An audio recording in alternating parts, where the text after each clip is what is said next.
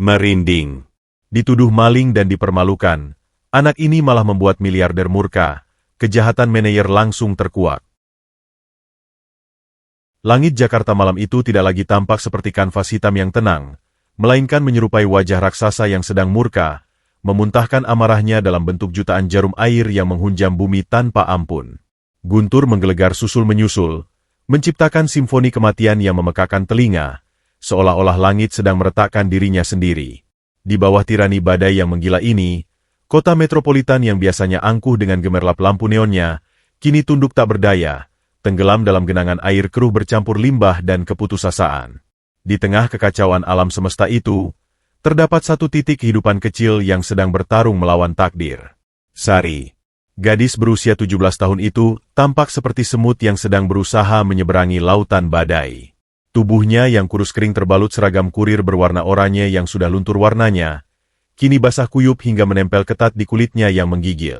Sebuah jas hujan plastik transparan seharga Rp10.000 yang ia beli di pinggir jalan seminggu lalu, kini telah terkoyak di bagian bahu, membiarkan air hujan yang sedingin es menyusup masuk, menikam pori-porinya, dan membekukan darah di venanya. Namun, Sari tidak memiliki kemewahan untuk berhenti berteduh. Kakinya yang kecil terus menggenjot pedal sepeda tua berkarat itu dengan sisa-sisa tenaga terakhir yang ia miliki. Setiap putaran pedal adalah sebuah siksaan fisik. Rantai sepeda yang kurang pelumas itu berderit memilukan, kriet-kriet, seirama dengan napas Sari yang memburu dan uap putih yang mengepul dari mulutnya setiap kali ia menghembuskan napas. Jalanan aspal di depannya bukan lagi jalan raya, melainkan sungai deras yang licin dan mematikan. Ban sepedanya yang gundul beberapa kali tergelincir dihantam arus air selokan yang meluap, memaksanya menyeimbangkan tubuh dengan panik agar paket berharga di keranjang belakang tidak jatuh menyentuh tanah. Paket itu, benda mati yang terbungkus plastik hitam berlapis lakban itu, kini menjadi satu-satunya alasan mengapa jantung Sari masih berdetak di tengah badai ini. Itu adalah paket terakhir. Paket penentu nasib. Paket yang nilainya mungkin remeh bagi si pemesan, tapi setara dengan nyawa bagi Sari. Dari saku celananya yang basah, getaran ponsel murahan miliknya terasa menyengat di kulit paha, diikuti oleh bunyi notifikasi yang terdengar lebih menakutkan daripada suara petir. Sari tidak perlu melihat layar retak itu untuk tahu siapa pengirimnya. Ia hafal pola getarannya. Itu adalah cambuk digital dari bos Johnny. Dalam benaknya, Sari bisa mendengar suara serak dan kejam bosnya itu membacakan pesan tersebut dengan nada mengancam. Sari, paket VIP harus sampai sebelum jam 9 malam. Kalau telat 1 menit saja, rating turun, kamu saya SP3. Jangan harap gaji bulan ini cair. Ancaman itu berdengung di kepalanya, bercampur dengan suara perutnya yang meraung-raung meminta diisi. Sudah 20 jam berlalu sejak terakhir kali Sari menelan nasi bungkus separuh porsi. Rasa lapar itu bukan lagi sekadar keinginan makan, melainkan rasa perih yang melilit lambung, seolah ada tangan tak kasat mata yang sedang memeras organ dalamnya. Asam lambung naik ke kerongkongan, menciptakan rasa pahit yang ia telan kembali bersama air hujan yang membasahi wajahnya. Namun, rasa takut akan kehilangan pekerjaan jauh lebih mengerikan daripada rasa lapar itu. Tanpa pekerjaan ini, Sari adalah bangkai bernyawa. Tanpa gaji yang tak seberapa itu, ia tidak punya benteng pertahanan. Pikiran itu membawanya pada teror kedua yang menghantuinya malam ini. Bayangan wajah ibu kos yang galak, berdiri di depan pintu kamar petaknya yang lembab dengan tangan di pinggang. Malam ini jatuh tempo. Sari, kalau besok pagi uang 450.000 itu tidak ada di tangan saya, barang-barangmu saya buang ke parit. Saya bukan dinas sosial. Rp450.000. Bagi orang-orang yang kini duduk nyaman di dalam mobil mewah ber-AC yang melintas cepat menyipratkan air lumpur ke wajah Sari, uang itu mungkin hanya harga sekali makan malam. Tapi bagi Sari, nominal itu adalah harga sebuah atap, harga sebuah martabat agar tidak tidur beralaskan kardus di emperan toko. Air mata panas merebak di pelupuk mata Sari, namun segera tersapu oleh derasnya hujan, menyamarkan tangisnya sehingga dunia tidak perlu tahu betapa hancurnya gadis itu saat ini. Ibu, bisik Sari lirih, suaranya hilang ditelan angin kencang. Sari capek, Bu. Sari ingin pulang. Tapi Sari nggak punya rumah lagi kalau Sari menyerah sekarang. Ingatan tentang almarhumah ibunya adalah satu-satunya bahan bakar yang tersisa. Ia teringat tangan kasar ibunya yang selalu membelai rambutnya saat mereka kelaparan, dan kalimat suci yang selalu diucapkan wanita itu sebelum menghembuskan napas terakhir. Jadilah orang baik, Sari. Meski dunia jahat padamu, jangan biarkan hatimu ikut menjadi keras. Tuhan tidak tidur, nak. Sari menggigit bibirnya yang membiru hingga berdarah, menggunakan rasa sakit itu untuk memicu adrenalin. Ia memaksa kakinya yang sudah terasa seperti timah untuk bergerak lebih cepat. Tanjakan di depan mata terlihat seperti dinding tegak lurus yang mustahil didaki. Otot betisnya menjerit. Kram mulai menyerang jari-jari kakinya yang terendam air di dalam sepatu kanvas yang sudah bolong alasnya. Tiba-tiba, kerak, bunyi logam beradu mematahkan semangatnya. Pedal sepedanya los. Rantai sepedanya lepas lagi. Sepeda tua itu kehilangan momentum di tengah tanjakan. Sari panik. Kakinya turun menapa aspal licin, mencoba menahan beban sepeda agar tidak meluncur mundur. Napasnya tersengal hebat. Dadanya terasa mau meledak. Ia menepikan sepedanya ke trotoar yang gelap di bawah pohon mahoni besar yang bergoyang-goyang mengerikan ditiup angin. Dengan tangan gemetar kedinginan, Sari berjongkok. Jari-jarinya yang kaku dan keriput karena air berusaha menggapai rantai sepeda yang berlumuran oli hitam pekat. Cairan hitam itu melumuri tangannya, masuk ke sela-sela kukunya, bercampur dengan darah dari goresan gir tajam yang tak sengaja melukai jarinya. Perih. Sangat perih. Sari berusaha memasang rantai itu kembali, namun jari-jarinya yang membeku sulit diajak kompromi. Ia gagal sekali. Gagal 2 kali. Pada percobaan ketiga, rantai itu meleset lagi dan menjepit jarinya. Sari menarik tangannya, meringis kesakitan, dan saat itulah pertahanannya runtuh. Ia terduduk di trotoar basah, membiarkan hujan memukuli tubuhnya. Ia menatap tangannya yang hitam kotor, lalu menatap langit yang gelap gulita. Kenapa sesulit ini, Tuhan? Teriaknya dalam hati, sebuah protes bisu kepada semesta yang seolah tak pernah berpihak padanya. Aku cuma mau kerja. Aku cuma mau bayar kos. Aku nggak minta kaya. Aku cuma minta hidup. Sebuah mobil sedan mewah melaju kencang melewati genangan di depannya. Biuor. Gelombang air coklat yang bau dan kotor menyembur, menghantam wajah dan tubuh Sari telak. Ia terbatuk-batuk. Matanya perih kemasukan air kotor. Lumpur jalanan kini menutupi wajahnya yang pucat. Ia merasa sangat hina. Sangat kecil. Sangat tidak berharga. Mobil itu tidak berhenti, bahkan lampu remnya pun tidak menyala, seolah Sari hanyalah onggokan sampah trotoar yang pantas dilindas.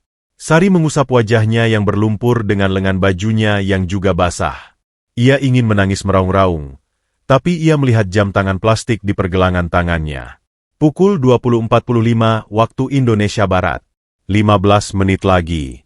Hanya 15 menit tersisa antara dia dan jurang kehancuran. Sari menarik napas panjang, menelan kembali harga dirinya yang telah diinjak-injak. Ia bangkit berdiri. Dengan kekuatan putus asa, ia menarik paksa rantai itu hingga terpasang kembali, tak peduli kulit jarinya tergores lagi. Ia kembali menaiki sepeda tua itu, mengabaikan rasa sakit di sekujur tubuhnya. Ia harus sampai. Ia harus menyerahkan paket ini. Ia harus bertahan hidup 1 malam lagi. Sari mengayuh lagi, menembus tirai hujan yang semakin tebal, menuju sebuah persimpangan jalan yang gelap dan sepi. Ia tidak tahu bahwa di persimpangan itu, bukan hanya paket yang akan ia antarkan, melainkan sebuah ujian takdir yang akan mengubah garis hidupnya selamanya. Di balik kabut hujan di depan sana, sebuah siluet samar mulai terlihat di halte tua yang lampunya berkedip-kedip sekarat. Jarum detik pada jam tangan plastik di pergelangan tangan Sari terus bergerak maju dengan ketukan yang terasa seperti palu hakim yang sedang memvonis nasibnya. Waktu tersisa tinggal 10 menit. Jarak menuju alamat pelanggan masih terpaut 3 km lagi, sebuah jarak yang mustahil ditempuh dengan sepeda tua berkarat di tengah badai, kecuali jika Sari memiliki sayap. Namun, kakinya tetap mengayuh. Ia mengayuh bukan karena optimisme, melainkan karena ketakutan murni. Rasa takut akan kemiskinan adalah cambuk yang jauh lebih menyakitkan daripada lecutan angin badai yang menampar wajahnya. Jalanan di depan sana mulai menyempit. Memasuki kawasan pinggiran kota yang penerangan jalannya sudah banyak yang mati ditembak petir. Di antara kegelapan yang pekat itu, Sebuah halte bus tua yang atapnya sudah bocor di sana-sini berdiri miring seperti kerangka hewan purba yang ditinggalkan zaman. Satu-satunya sumber cahaya di sana berasal dari lampu neon panjang yang berkedip-kedip sekarat, BZZZT, menciptakan efek stroboskopik yang membuat suasana terasa horor dan mencekam. Sari memicingkan matanya yang perih terkena air hujan, mencoba fokus pada jalanan berlubang di depannya. Namun, saat roda sepedanya melintasi genangan air di depan halte itu, sudut matanya menangkap sesuatu. Sebuah gumpalan. Awalnya, Sari mengira itu tumpukan sampah basah atau karung bekas yang dibuang orang. Namun, saat cahaya kilat menyambar langit dan menerangi bumi selama sepersekian detik, gumpalan itu bergerak. Itu manusia. Seorang laki-laki tua. Tubuhnya kurus kering, meringkuk di sudut bangku halte yang terbuat dari besi dingin. Ia tidak mengenakan baju hangat.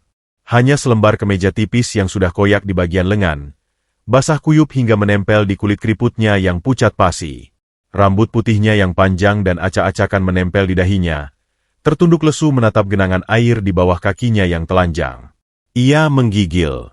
Bukan menggigil biasa, melainkan guncangan hebat yang menggetarkan seluruh tubuhnya dari ujung kepala hingga ujung kaki, tanda-tanda hipotermia yang sedang menggerogoti sisa-sisa nyawanya. Insting pertama Sari, insting purba untuk bertahan hidup, berteriak lantang di kepalanya. Jangan berhenti. Terus kayuh. Waktumu habis. Sari, kalau kamu berhenti, kamu mati. Logika itu benar. Sari sedang membawa beban hidupnya sendiri yang sudah terlalu berat. Ia tidak punya kapasitas, baik waktu, uang, maupun tenaga, untuk mengurus orang lain. Paket di keranjang belakangnya adalah nyawanya. Jika ia berhenti sekarang, ia pasti terlambat. Jika ia terlambat, ia dipecat. Jika ia dipecat, ia diusir. Rantai kemalangan itu tersusun rapi di otaknya, memaksanya untuk memalingkan wajah dan terus mengayuh. Namun, roda sepedanya seolah melindas hati nuraninya sendiri. Tepat saat Sari hendak melewati halte itu, sebuah mobil SUV hitam mengkilap melaju kencang dari arah berlawanan.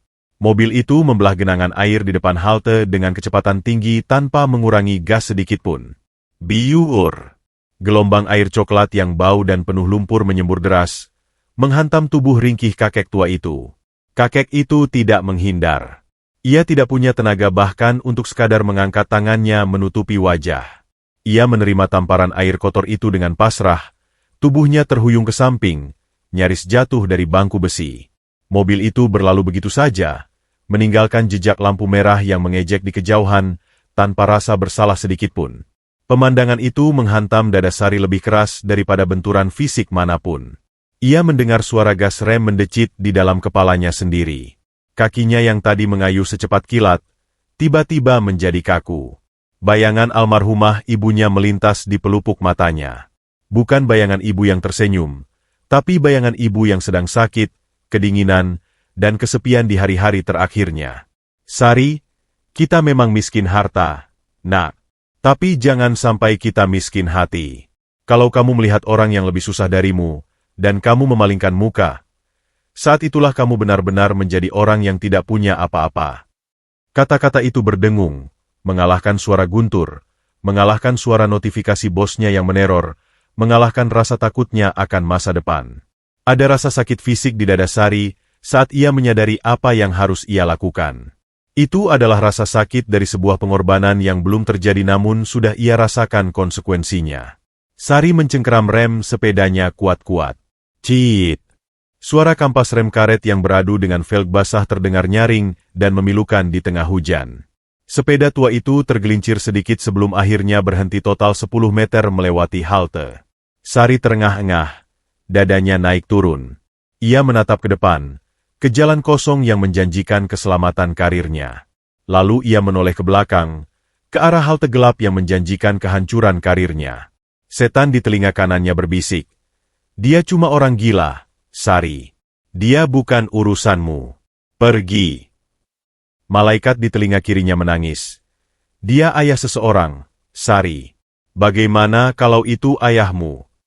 Sari memejamkan mata, membiarkan air hujan menyamarkan air mata frustrasinya. Maafkan Sari, bos. Bisiknya pada angin malam. Maafkan Sari, Bu Kos. Sari nggak bisa. Dengan gerakan kasar, Sari memutar balik sepedanya. Ia melawan arah angin, mengayuh kembali menuju halte itu. Setiap kayuhan terasa berat, seolah ia sedang menyeret peti mati karirnya sendiri. Namun hatinya terasa sedikit lebih ringan. Sari melompat turun dari sepedanya dan menyandarkannya di tiang halte. Ia berlari kecil mendekati sosok tua itu. Bau apek yang menyengat langsung menusuk hidungnya. Bau pakaian yang tidak dicuci berbulan-bulan, bercampur bau selokan dan air hujan. Namun Sari tidak menutup hidung. Ia justru berlutut di depan kakek itu, mengabaikan lututnya yang basah terkena lantai halte yang becek. "Kakek?" panggil Sari lembut. Suaranya bergetar karena dingin dan takut. Kakek itu perlahan mengangkat wajahnya. Matanya keruh, tatapannya kosong dan tidak fokus, seolah jiwanya sedang mengawang-awang di tempat lain. Bibirnya yang ungu gemetar hebat, mengeluarkan suara gemertak gigi yang mengerikan. "Dingin," desis kakek itu, suaranya parau dan lemah seperti gesekan daun kering. "Pulang, mau pulang." Hati Sari mencelos. Kakek ini tidak gila. Dia tersesat. Dia sakit. Dia ketakutan. "Iya, Kek. Kita pulang ya," ucap Sari, berusaha terdengar tegar meski ia sendiri tidak tahu harus membawa kakek ini kemana. Ia melihat tubuh kakek itu yang basah kuyup. Tanpa berpikir dua kali, Sari melakukan hal yang bodoh menurut logika, tapi mulia menurut hati. Ia melepas jas hujan plastik miliknya. Satu-satunya pelindung yang ia miliki dari badai, ia lepaskan. Hawa dingin langsung menyergap tubuh Sari, menusuk tulang rusuknya, membuatnya menggigil seketika. Namun ia tidak peduli. Ia menyelimutkan jas hujan plastik yang robek itu ke tubuh gemetar sang kakek, membungkus bahu rentanya, mencoba memerangkap sedikit kehangatan yang tersisa. "Pakai ini, Kek," kata Sari sambil membetulkan letak jas hujan itu. Kakek itu menatap Sari. Untuk sesaat, kabut di matanya seolah menipis. Ia menatap wajah gadis muda yang basah kuyup di depannya dengan tatapan bingung namun penuh rasa terima kasih yang bisu. Tangan keriputnya yang dingin seperti es menyentuh tangan Sari yang sedang membetulkan kancing jas hujan. "Malaikat," gumam kakek itu pelan, nyaris tak terdengar. "Apakah saya sudah mati?" Sari tersenyum pahit. Air mata menetes dari sudut matanya. "Belum, Kek. Kakek masih hidup. Sari juga masih hidup. Kita akan berjuang sama-sama malam ini." Sari berdiri, menarik napas panjang, dan menatap sepedanya. Boncengan besi di belakang sepeda itu keras dan sempit. Paket customer yang berharga itu harus ia pindahkan ke stang depan, membiarkannya terekspos risiko jatuh, demi memberikan ruang bagi nyawa manusia di belakang. Ia menoleh lagi ke arah kakek itu. "Ayo, Kek, naik sepeda Sari." Sari antar kakek pulang. Kakek pegangan yang erat ya, punggung Sari memang kurus, tapi kuat kok buat sandaran kakek. Malam itu, di bawah guyuran hujan yang menghapus jejak air mata, Sari telah membuat keputusannya. Ia memilih kehilangan pekerjaannya demi menyelamatkan seorang asing yang dianggap sampah oleh dunia. Ia tidak tahu bahwa penumpang tua yang bau dan linglung yang kini ia papah dengan susah payah menuju sepedanya itu, sesungguhnya adalah kunci jawaban dari doa-doanya selama ini. Perjalanan menembus badai itu bukanlah sekadar perjalanan mengantar penumpang. Itu adalah sebuah via dolorosa, jalan penderitaan yang harus ditempuh Sari dengan memikul salib kemiskinannya sendiri. Sepeda tua yang rangkanya sudah berkarat itu mengerang hebat di setiap putaran roda, seolah memprotes beban ganda yang kini harus ditanggungnya. Di bagian depan, tergantung paket pelanggan yang nasibnya kini terkatung-katung, sementara di boncengan belakang yang keras dan sempit, duduklah Pak Hendra, sosok tua renta yang tubuhnya bergetar hebat menahan dingin. Sari telah kehilangan perlindungan terakhirnya. Jas hujan plastik transparan yang tadinya menjadi tameng rapuh bagi tubuhnya, kini membalut tubuh Pak Hendra. Akibatnya, Sari terpapar langsung oleh amukan langit. Ribuan jarum air yang jatuh dari ketinggian langit menghujam kulitnya tanpa ampun, meresap masuk ke dalam serat kain seragamnya, membekukan otot-ototnya hingga kaku. Giginya bergemertak tak terkendali, menciptakan irama putus asa yang bersahutan dengan derit rantai sepeda. Namun, Sari tidak mengeluh. Ia justru membungkukkan badannya ke depan, menjadikan punggung kurusnya sebagai perisai hidup untuk melindungi wajah kakek tua di belakangnya dari terpaan angin. Tangan keriput Pak Hendra mencengkeram pinggang Sari dengan lemah. Sebuah pegangan putus asa dari seseorang yang takut jatuh ke dalam jurang kematian. Sari bisa merasakan betapa dinginnya tangan itu, sedingin mayat, menembus kain bajunya yang basah. Rasa dingin itu menjalar ke tulang punggungnya. Namun anehnya, justru membakar semangatnya untuk mengayuh lebih kuat. Tahan, Sari, tahan. Batinnya menjerit, memompa sisa-sisa glukosa di darahnya menjadi tenaga kinetik. Tantangan sesungguhnya menghadang di depan mata, sebuah tanjakan panjang yang membelah bukit menuju area pinggiran kota yang lebih kumuh. Di hari biasa dengan cuaca cerah pun, tanjakan ini adalah mimpi buruk bagi para pesepeda. Malam ini, dengan aspal yang licin oleh lumpur dan beban tambahan seorang manusia dewasa, tanjakan itu tampak seperti dinding tebing tegak lurus yang mustahil didaki. Sari mencoba menggenjot pedalnya. 1 putaran. Berat. Rasanya seolah ada batu raksasa yang diikatkan di kakinya. 2 putaran. Otot betisnya menjerit. Rasa panas menjalar seperti api yang membakar serat-serat dagingnya. Napasnya memburu. Uap putih keluar dari mulut dan hidungnya seperti asap lokomotif tua yang kelebihan muatan. Jantungnya berdegup begitu kencang hingga telinganya berdenging menyakitkan. Di pertengahan tanjakan, sepeda itu menyerah. Gravitasi menarik mereka mundur. Sari panik. Ia tidak boleh membiarkan kakek ini jatuh. Dengan refleks cepat, Sari melompat turun dari sadel. Kakinya terperosok ke dalam genangan air coklat setinggi mata kaki. Sepatunya yang sudah bolong seketika penuh dengan lumpur dingin. "Kakek jangan turun, biar Sari dorong," ucap Sari di sela-sela napasnya yang tersengal. Suaranya serak, nyaris hilang ditelan suara guntur. Maka dimulailah prosesi penyiksaan itu. Gadis kecil seberat 40 kg itu mendorong sepeda beserta penumpangnya menaiki bukit di tengah badai. Ia mencondongkan tubuhnya ke depan. Tumit kakinya menancap di aspal basah mencari pijakan, urat-urat di leher dan lengannya menonjol tegang. Setiap langkah adalah pertarungan melawan fisika. Hujan menampar wajahnya, mencuci air mata yang bercampur keringat, namun matanya tetap nanar menatap ujung tanjakan yang seolah tak kunjung mendekat. Di atas boncengan, Pak Hendra yang kesadarannya timbul tenggelam, menatap punggung kecil di hadapannya dengan pandangan kabur. Dalam linglungnya, ia melihat sebuah punggung yang lebih kokoh daripada pilar beton gedung pencakar langit manapun yang pernah ia bangun. Punggung itu ringkih, gemetar, namun tidak patah. "Maafkan, kakek," bisik Pak Hendra. Suaranya pecah oleh isak tangis yang tertahan. "Kakek berat, kakek beban." Sari menggeleng kuat-kuat. Air hujan muncrat dari rambutnya yang lepek. "Kakek bukan beban. Kakek pegangan saja. Sebentar lagi sampai." Setelah perjuangan yang terasa selama 1 abad, mereka akhirnya mencapai puncak tanjakan. Sari nyaris ambruk. Paru-parunya terasa terbakar. Namun ia tidak berhenti. Di ujung jalan yang gelap, terlihat sebuah cahaya remang-remang dari sebuah warung kecil yang masih buka. Sebuah ide gila, sebuah bunuh diri finansial, melintas di benak Sari. Ia merasakan getaran tubuh Pak Hendra semakin hebat. Kakek ini butuh kehangatan dari dalam, atau dia tidak akan bertahan sampai rumah. Sari membelokkan sepedanya ke arah warung itu. Ia memarkir sepeda dan membantu Pak Hendra duduk di bangku kayu panjang yang terlindung terpal biru warung tersebut. Pemilik warung, seorang pria paruh baya dengan wajah masam, menatap mereka dengan curiga. Tatapan yang mengatakan, "Jangan bikin kotor tempat saya kalau tidak punya uang." Sari merogoh saku celananya yang basah. Jari-jarinya yang keriput dan kaku menyentuh gumpalan uang kertas yang lembab. Ia menariknya keluar dengan hati-hati seolah sedang memegang artefak kuno yang rapuh. Itu adalah uang sewa kosnya. Rp450.000 dalam pecahan 10.000 dan 20.000-an yang lusuh. Uang yang ia kumpulkan dengan darah dan keringat selama sebulan penuh.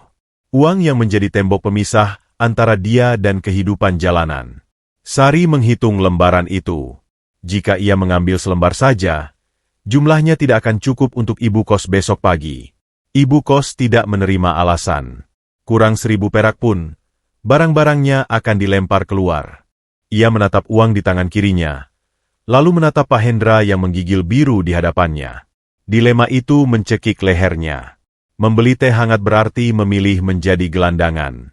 Tidak membeli teh hangat berarti membiarkan nyawa manusia terancam. Logika matematika Sari berteriak untuk menyimpan uang itu. Tapi hatinya, hati bodoh yang diwariskan ibunya itu, berteriak lain. Dengan tangan gemetar, Sari menarik selembar uang Rp10.000 yang basah. Rasanya seperti menyobek kulitnya sendiri. "Pak!" panggil Sari pada pemilik warung. Suaranya lirih. "Teh manis panas 1, sama roti bantal 1 ya. Tolong buat yang paling panas." Pemilik warung mendengus, mengambil uang basah itu dengan 2 jari seolah jijik, lalu mulai menyeduh teh. Sari kembali duduk di samping Pak Hendra, menggosok-gosokkan kedua telapak tangannya ke lengan kakek itu, mencoba mentransfer sedikit panas tubuhnya yang sebenarnya sudah habis. Ketika gelas teh panas itu tersaji dengan uap yang mengepul indah, Sari langsung menuntun tangan Pak Hendra untuk memegang gelas kaca itu. "Pegang ini, kek, biar tangannya hangat," ucap Sari lembut. "Minum pelan-pelan. Ini obat paling ampuh buat usir dingin." Pak Hendra menyeruput teh itu. Cairan manis dan panas mengalir ke kerongkongannya, menyebar ke dada, dan perlahan mencairkan beku di tubuhnya. Rona kehidupan mulai kembali sedikit demi sedikit ke wajah pucatnya. Ia memakan roti yang disodorkan Sari dengan lahap, remah-remahnya jatuh ke jas hujan plastik yang ia kenakan. Sari hanya menelan ludah melihatnya. Perutnya sendiri berteriak lapar, perihnya minta ampun. Aroma teh manis itu menggoda imannya. Tapi ia tidak memesan untuk dirinya sendiri. Uangnya sudah tidak cukup. Rp10.000 yang hilang itu sudah menjadi vonis mati bagi tempat tinggalnya. Ia telah menukar atap rumahnya dengan segelas teh untuk orang asing. "Kamu tidak makan, nak?"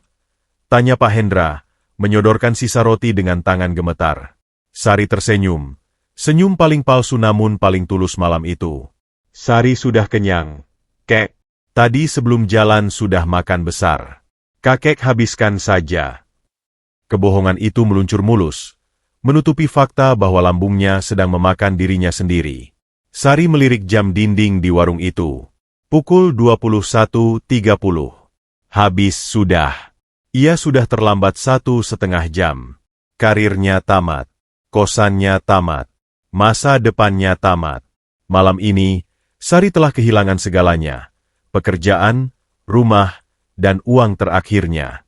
Namun, saat ia melihat Pak Hendra berhenti menggigil dan tersenyum tipis padanya, ada perasaan aneh yang mekar di dada Sari. Perasaan damai yang tidak masuk akal. Ia telah hancur lebur secara duniawi. Namun malam ini, di warung pinggir jalan yang remang-remang itu, kemanusiaannya berdiri tegak menantang badai. Ia miskin, basah, dan lapar, tetapi ia bukan sampah. "Ayo, kek," ajak Sari sambil menahan air mata yang mendesak keluar. "Sedikit lagi sampai. Setelah ini kakek bisa tidur di kasur." Dan Sari. Kalimatnya menggantung di udara. Dan Sari akan tidur di mana? Sari tidak berani menjawab pertanyaan itu. Ia hanya membantu Pak Hendra berdiri, kembali menembus hujan menuju alamat tua yang tertulis di KTP itu. Sebuah rumah tua terbengkalai di ujung jalan yang akan menjadi saksi bisu kebaikan terakhir Sari sebelum ia jatuh ke titik nadir. Perjalanan kembali dari rumah tua Pak Hendra menuju gudang ekspedisi terasa seperti perjalanan menuju tiang gantungan. Sepeda tua itu kini terasa jauh lebih ringan tanpa penumpang di belakangnya. Namun beban di hati Sari justru bertambah ribuan kali lipat, menekan dadanya hingga sesak. Jarum jam di dinding gudang yang terlihat dari celah pintu gerbang menunjukkan pukul 22.15 waktu Indonesia Barat. Sari terlambat bukan hanya 10 menit, bukan hanya setengah jam, melainkan 1 jam lebih 15 menit dari tenggat waktu mati yang ditetapkan perusahaan. Di dunia logistik yang disetir oleh algoritma dan rating bintang, keterlambatan ini adalah dosa tak terampuni yang setara dengan pengkhianatan negara. Gudang ekspedisi, Kilat Jaya, itu tampak menyeramkan di bawah guyuran hujan malam. Lampu neon putih yang berdengung di langit-langit gudang memancarkan cahaya steril yang dingin, menyoroti lantai beton yang kotor oleh jejak ban dan sepatu berlumpur. Suara rolling door besi yang berkarat tertutup setengah, menyisakan celah sempit yang menganga seperti mulut monster yang siap menelan mangsanya. Sari memarkir sepedanya dengan tangan gemetar. Ia menatap keranjang depan sepedanya. Di sana, tergeletak mayat karirnya. Paket VIP yang gagal ia antarkan. Kardus pembungkus paket itu, yang seharusnya kaku dan rapi, kini telah lembek, basah, dan penyok di bagian sudutnya karena terhimpit stang sepeda saat Sari berjuang di tanjakan tadi. Plastik pembungkusnya robek sedikit, memperlihatkan isi di dalamnya yang mungkin sudah terkontaminasi air hujan. Sari menelan ludah yang terasa pahit. Ia tahu, ia sedang memegang bukti kejahatannya sendiri. Dengan langkah gontai, seperti terpidana mati yang berjalan menuju kursi listrik, Sari melangkah masuk ke dalam gudang. Suasana di dalam hening mencekam, kontras dengan gemuruh badai di luar. Para kurir lain sudah pulang sejak tadi. Hanya ada satu sosok yang duduk di balik meja administrasi yang tinggi, diterangi oleh cahaya lampu meja yang menyorot wajahnya secara dramatis dari bawah, menciptakan bayangan-bayangan iblis di dinding belakangnya. Bos Johnny. Pria bertubuh gempal dengan leher yang seolah tenggelam dalam tumpukan lemak itu tidak sedang bekerja. Ia sedang menunggu. Jari-jari tangannya yang gemuk dan dihiasi cincin batu akik besar mengetuk-ngetuk permukaan meja kayu dengan ritme yang lambat dan mengintimidasi. Tok, tok, tok. Setiap ketukan adalah hitungan mundur menuju ledakan. Saat Sari melangkah mendekat, aroma rokok kretek yang menyengat dan bau keringat basi langsung menyergap hidungnya. Johnny mengangkat wajahnya perlahan. Matanya yang merah karena kurang tidur dan asap rokok menatap Sari dengan tatapan yang bisa membekukan neraka. Ia tidak perlu berbicara untuk menunjukkan kemarahannya. Urat nadi di pelipisnya yang berdenyut kencang sudah cukup menjadi indikator bahwa gunung berapi itu siap meletus. Sari meletakkan paket basah itu di atas meja Johnny dengan hati-hati, seolah paket itu adalah bom waktu. Maaf, Pak Johnny. Cicit Sari, suaranya nyaris tak terdengar, tenggelam di kerongkongannya yang kering. Sari terlambat, tadi di jalan ada musibah, hujannya deras sekali dan sepedanya rusak. Terus ada kakek yang berak. Johnny menggebrak meja dengan telapak tangannya yang lebar, membuat asbak rokok dan pulpen di atas meja meloncat kaget. Sari tersentak mundur, bahunya menciut ketakutan. Ledakan suara itu memotong alasan Sari seketika. Johnny berdiri, kursi kerjanya terdorong ke belakang dengan kasar. Ia mengambil paket basah itu, mengangkatnya tinggi-tinggi di bawah lampu neon seolah sedang memeriksa barang bukti pembunuhan, lalu melemparnya kembali ke meja tepat di depan wajah Sari. Bunyi splat basah dari kardus yang menghantam kayu terdengar menjijikan. "Kamu pikir saya peduli sama alasanmu?" bentak Johnny. Suaranya menggelegar, memantul di dinding-dinding seng gudang. Musibah? Hujan? Sepeda rusak? Itu lagu lama. Setiap hari saya dengar alasan sampah seperti itu dari kurir-kurir malas seperti kamu. Johnny menunjuk jam dinding dengan jari telunjuknya yang gemetar karena amarah. Lihat jam itu. Customer VIP ini sudah menelepon saya 5 kali. 5 kali dia memaki-maki saya. Dia bilang paketnya untuk hadiah ulang tahun anaknya jam 9 malam. Dan sekarang, jam 10 lewat. Paketnya basah. Hancur. Kamu bukan cuma terlambat, Sari. Kamu menghancurkan reputasi perusahaan yang saya bangun bertahun-tahun. Sari menunduk dalam-dalam. Air mata mulai menetes membasahi sepatu bututnya yang penuh lumpur. Maaf, Pak. Tadi ada orang tua yang mau mati di jalan. Sari nggak tega. Hai ha! Potong Johnny lagi.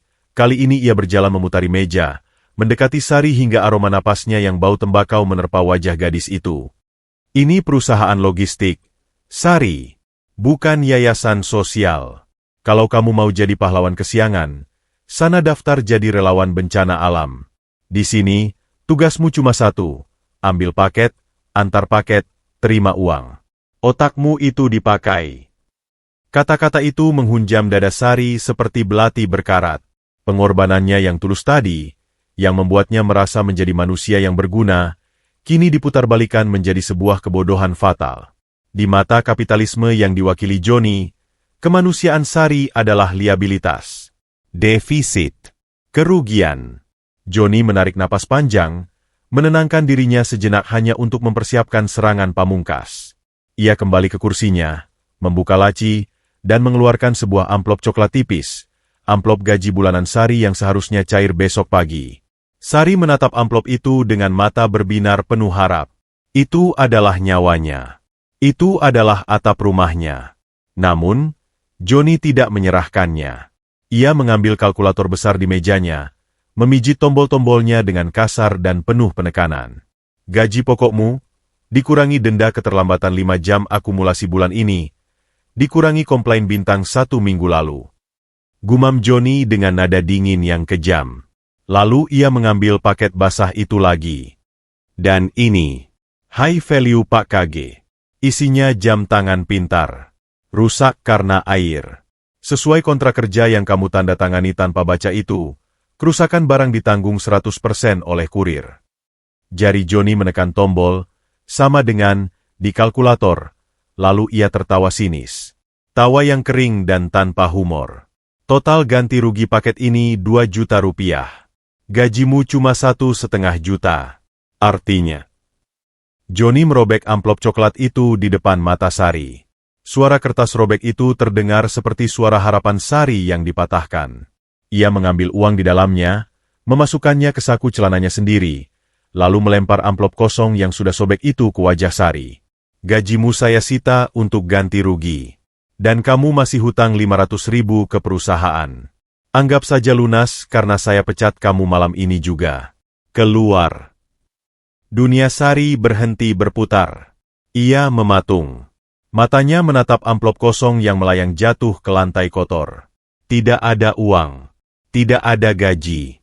Jerih payahnya selama 30 hari, mengayuh sepeda di bawah terik matahari dan hujan badai, lenyap dalam sekejap mata hanya karena ia menolong 1 nyawa.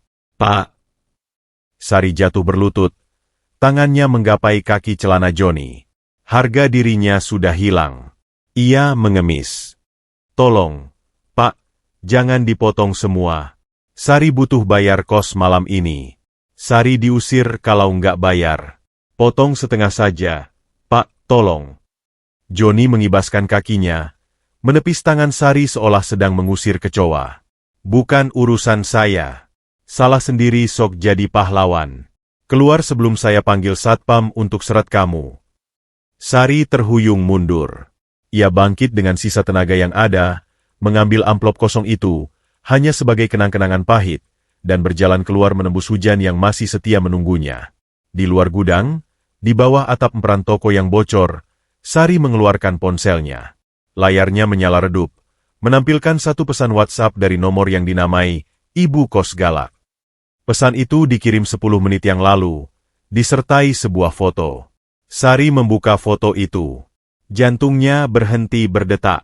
Foto itu memperlihatkan sebuah tas ransel lusuh dan kardus mie instan berisi baju-baju Sari, tergeletak basah di pinggir selokan depan rumah kos.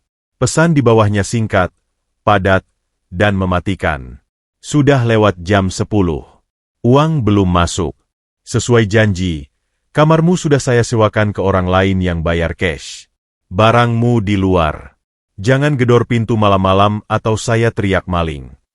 Sari merosot duduk di lantai semen yang dingin. Ponselnya jatuh terlepas dari genggamannya.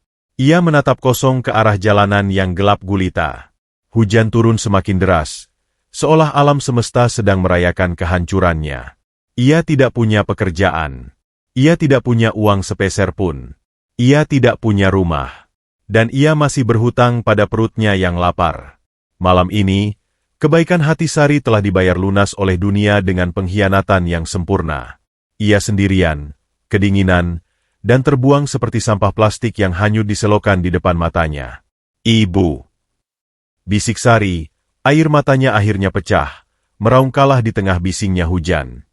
Katanya orang baik akan dijaga Tuhan. Tapi kenapa Sari malah dibuang? Di ujung jalan yang gelap dan ditinggalkan oleh kemanusiaan, sebuah oase palsu berdiri tegak menantang malam.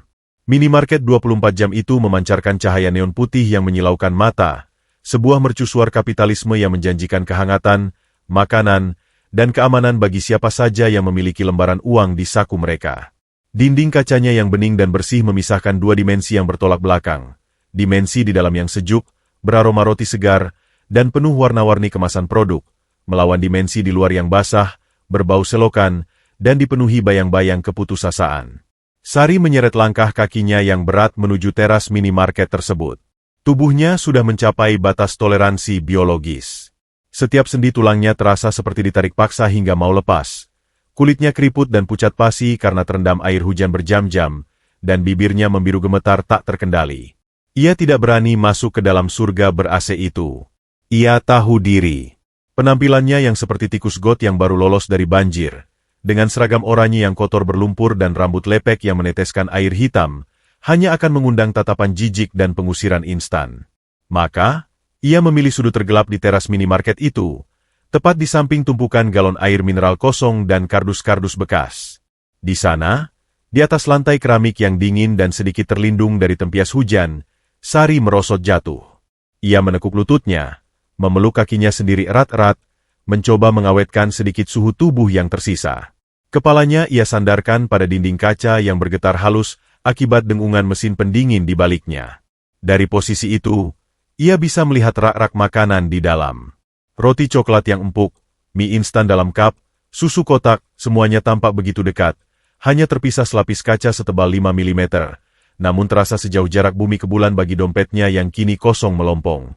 Rasa lapar yang tadi mencabik-cabik perutnya perlahan mulai memudar, digantikan oleh rasa kantuk yang mematikan. Ini adalah mekanisme pertahanan terakhir tubuhnya, mematikan sistem kesadaran untuk menghemat energi. Kelopak mata Sari terasa seberat timah.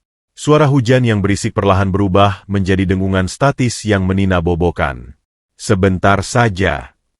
Batinnya meracau dalam delusi kelelahan. Sari cuma mau pejamkan mata 5 menit. Habis ini Sari cari tempat lain. Dan dalam hitungan detik, Sari pun kalah. Ia jatuh tertidur dalam posisi duduk meringkuk, hanyut ke dalam mimpi hampa di mana ia tidak dipecat, tidak diusir, dan ibunya masih hidup menunggunya pulang dengan semangkuk bubur hangat. Namun, Sari tidak tahu bahwa di balik dinding kaca tempat ia bersandar, sepasang mata ular sedang mengawasinya. Pemuda berusia 20-an itu berdiri di balik meja kasir dengan postur tubuh yang malas namun waspada. Penampilannya terlalu rapi untuk seorang penjaga toko shift malam. Rambutnya disisir klimis ke belakang menggunakan gel pomade murah yang baunya menyengat. Seragamnya ketat menonjolkan tubuh kurusnya, dan di jarinya melingkar cincin imitasi yang berkilauan terkena lampu neon. Malam itu, Rico sedang gelisah. Bukan karena pekerjaan, melainkan karena hutang judi online yang jatuh tempo besok pagi. Layar ponselnya yang tersembunyi di bawah laci kasir terus berkedip menampilkan pesan tagihan dari penagih hutang yang beringas. Ia butuh uang cepat. 1 juta rupiah. Gaji bulanannya sudah habis ditarik di awal bulan untuk menutupi kekalahan sebelumnya. Matanya yang licik melirik ke kiri dan ke kanan. Toko sepi. Tidak ada pembeli karena hujan badai.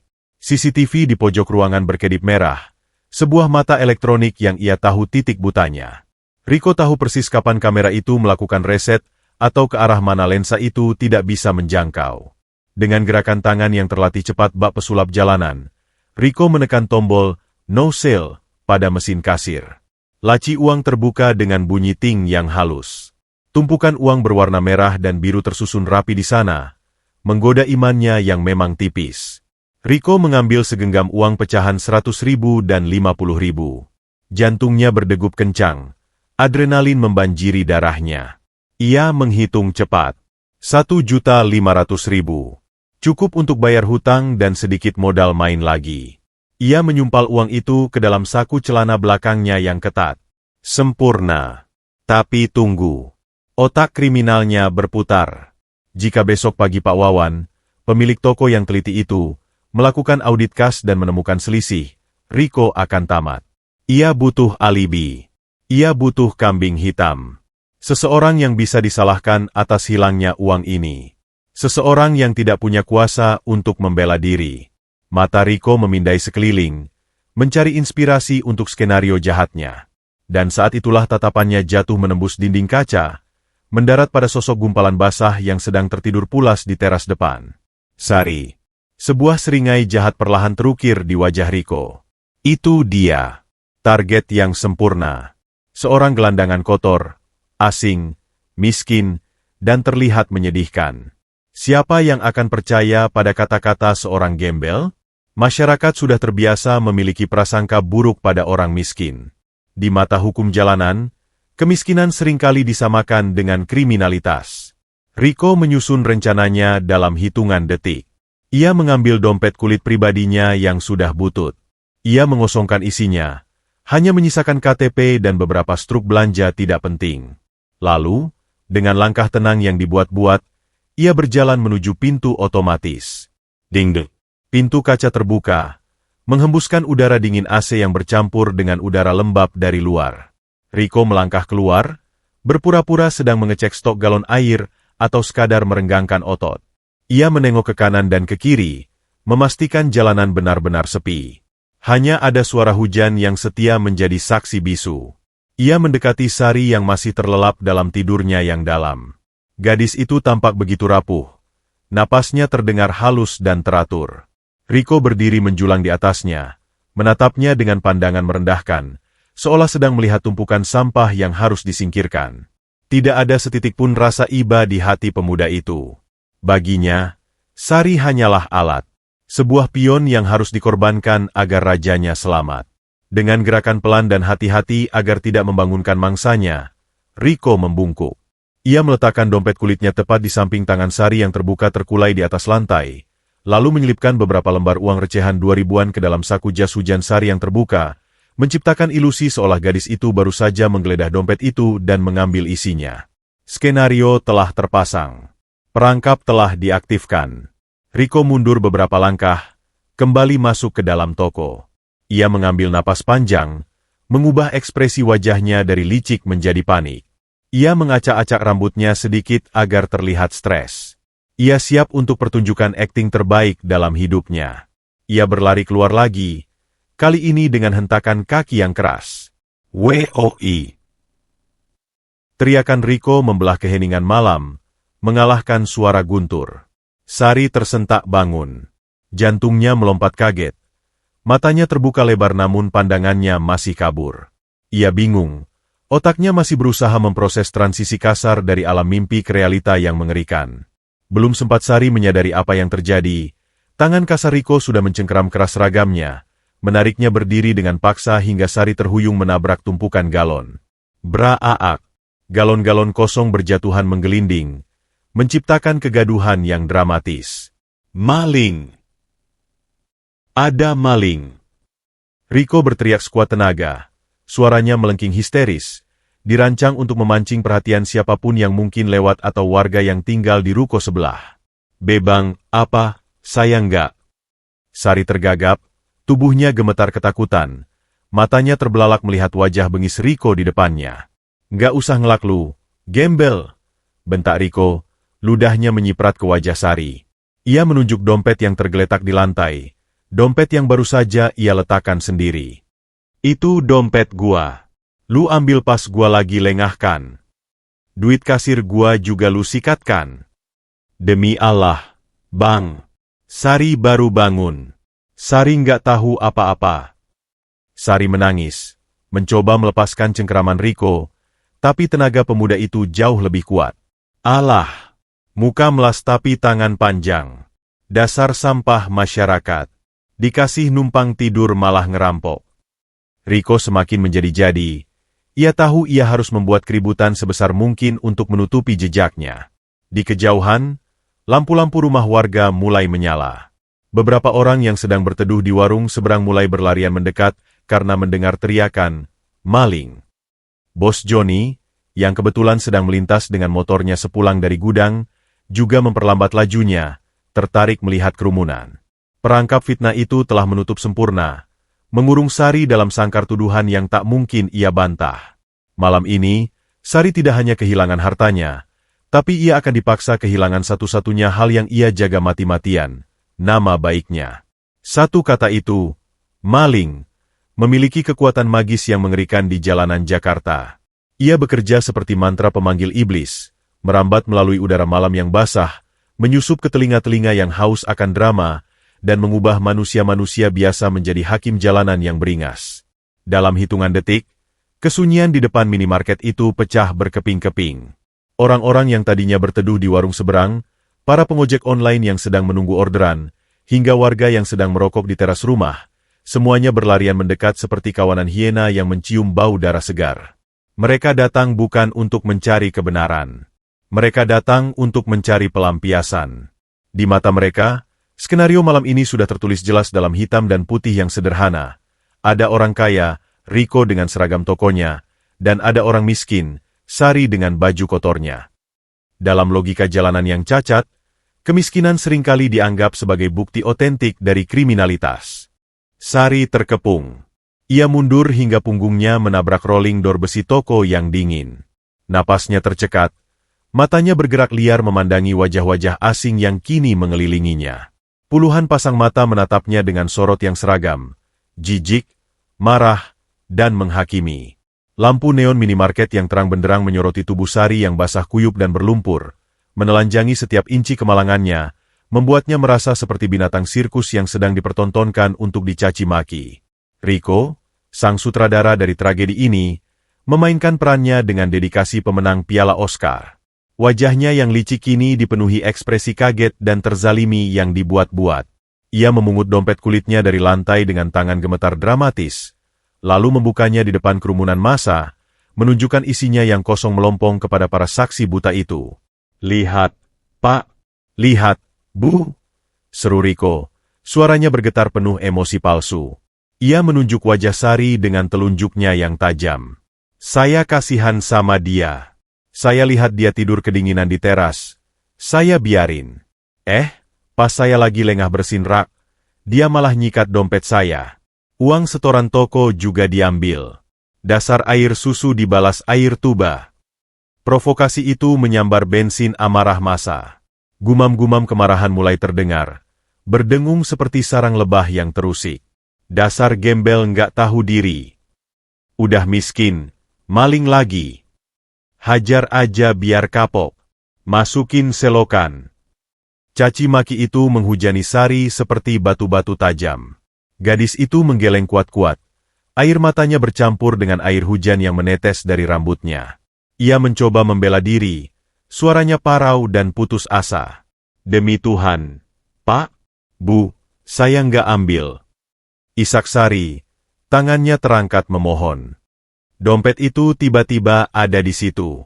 Saya cuma numpang tidur. Sumpah demi almarhumah ibu saya."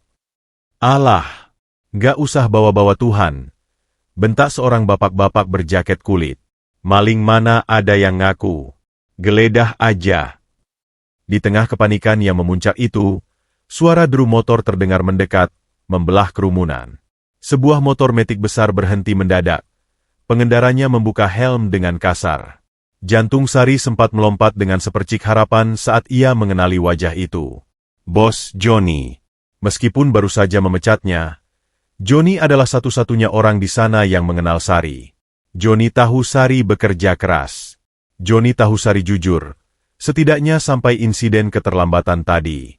Sari menatap Johnny dengan mata basah penuh permohonan, sebuah tatapan yang berteriak, "Tolong saya, Pak! Bapak tahu saya bukan pencuri." Johnny turun dari motornya, melangkah angkuh membelah kerumunan. Ia menatap Riko, lalu menatap Sari yang meringkuk ketakutan di pojok. Riko, yang cerdas membaca situasi, langsung mendekati Johnny. "Bang, ini cewek ngaku-ngaku kurir, tapi kelakuannya kayak tikus. Abang kenal?" tanya Riko memancing. Keheningan menyelimuti tempat itu. Semua orang menunggu vonis dari Johnny. Ini adalah momen penentuan. Satu kalimat pembelaan dari Johnny bisa menyelamatkan Sari. Johnny menatap Sari. Ia melihat seragam oranye perusahaan yang kotor berlumpur. Ia melihat paket yang rusak tadi. Ia mengingat kerugian 2 juta rupiah yang harus ia tanggung. Egonya yang terluka dan kekesalannya yang belum tuntas melihat celah untuk pelampiasan. Alih-alih membela, Johnny memilih untuk mencuci tangannya dengan darah Sari. Ia mendengus kasar, lalu meludah ke aspal tepat di dekat kaki Sari. "Pantas saja," ucap Johnny lantang, cukup keras untuk didengar semua orang. "Dia ini mantan karyawan saya. Barusan saya pecat karena kerjanya nggak beres. Suka bohong, paket customer dirusak, uang setoran sering kurang. Ternyata memang bakat malingnya sudah ada. Nyesel saya pernah pekerjakan sampah kayak gini." Kalimat itu adalah paku terakhir di peti mati harga diri Sari. Dunia Sari runtuh seketika.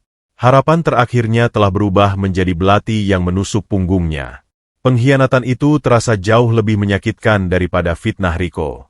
Jika orang yang mengenalnya saja membuangnya, siapa lagi yang akan percaya padanya? Mendengar konfirmasi dari mantan bos, masa semakin beringas. Rico merasa di atas angin. Ia merasa menang mutlak. Ia melangkah maju, didorong oleh keberanian semu karena dukungan massa. Ia ingin mengakhiri sandiwara ini dengan sebuah klimaks kekerasan, sebuah tindakan yang akan membungkam mulut Sari selamanya agar tidak bisa membela diri lagi. Dengarkan, teriak Rico histeris. Bosnya aja bilang dia tukang tipu. Masih mau ngelak lu? Sari mencoba berdiri, ingin lari, tapi kakinya lemas. Pak Joni, kenapa Bapak tega? Plaaak. Suara tamparan itu terdengar begitu keras, memecah suara rintik hujan. Telapak tangan Rico mendarat telak di pipi kanan Sari dengan kekuatan penuh. Kepala gadis itu tersentak ke samping. Tubuh ringkihnya terhuyung dan jatuh terjerembab ke lantai keramik yang keras. Rasa panas menjalar instan di wajahnya, telinganya berdenging panjang, nyiing, seolah ada peluit kereta api yang ditiup di dalam gendang telinganya. Rasa asin darah mulai terasa di sudut bibirnya yang pecah. Sari terkapar di lantai. Pipinya menempel pada keramik dingin yang kotor oleh jejak sepatu orang-orang yang menghakiminya. Ia tidak lagi berusaha bangun. Ia tidak lagi berusaha membela diri. Jiwanya telah remuk redam, hancur menjadi debu yang tak bisa disatukan lagi. Di sekelilingnya, tidak ada satu tangan pun yang terulur untuk menolong. Tidak ada suara yang membela. Hanya ada tatapan-tatapan dingin dan bisik-bisik yang menyalahkan. Sari merasa kerdil, sangat kecil, seolah alam semesta sedang menyusut untuk menghimpitnya hingga mati. Ia memejamkan matanya rapat-rapat, membiarkan air mata bercampur darah mengalir membasahi lantai. Dalam kegelapan di balik kelopak matanya, Sari memanggil satu nama yang selalu menjadi tempat perlindungannya. Ibu. Batinnya menjerit dalam kesunyian yang memekakan. Ibu bohong. Ibu bilang kalau Sari jadi orang baik, Tuhan akan jaga Sari. Tapi mana, Bu? Mana Tuhan? Kenapa Sari dipukuli? Kenapa Sari dituduh? Sari cuma mau tidur. Bu. Sari capek. Rico berdiri di atas tubuh Sari. Napasnya memburu. Matanya melotot puas melihat hasil karyanya. Ia menunjuk tubuh gadis yang tak berdaya itu, memberikan perintah terakhir kepada massa yang sudah tersulut emosinya. Udah. Nggak usah dikasih ampun. Panggil polisi sekarang. Seret dia ke kantor polisi. Biar busuk di penjara. Tangan-tangan kasar mulai terulur, mencengkeram seragam Sari, siap untuk menyeretnya menuju babak penderitaan selanjutnya. Dan Sari, sang malaikat yang patah sayapnya, hanya bisa pasrah menerima takdirnya sebagai martir dari kekejaman dunia yang buta. Rasa sakit fisik akibat tamparan Rico di pipi kanan Sari sebenarnya mulai memudar, berubah menjadi kebas yang menyengat. Namun, rasa sakit di jiwanya baru saja dimulai, meledak menjadi supernova penderitaan yang meluluhlantakkan setiap inci pertahanan mentalnya. Sari terbaring di atas lantai teras minimarket yang dingin dan kotor. Separuh wajahnya menempel pada keramik yang berlumuran jejak sepatu berlumpur dari orang-orang yang kini mengelilinginya seperti burung bangkai. Hujan masih turun dengan setia, namun kini suaranya terdengar berbeda di telinga Sari.